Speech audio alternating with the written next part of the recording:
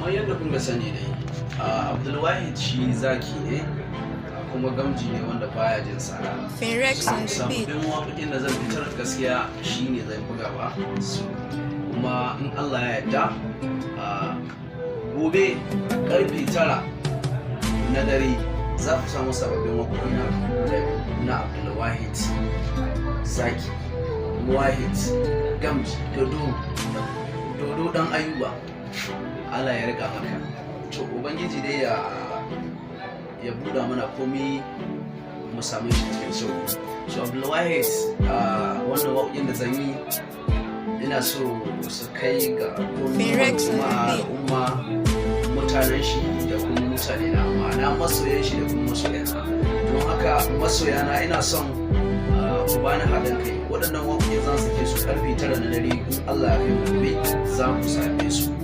Kuma shooting din bidiyo ne su za ku same shi ranar Monday mai zuwa ranar Landi kenan kuma da Hausa ranar Aljanin shooting din su za ku same su insha Allah. Bidiyo din kenan audio din kuma gobe karfe 9 na dare zan sake su. Don haka duk mai bukata ya min magana ta WhatsApp,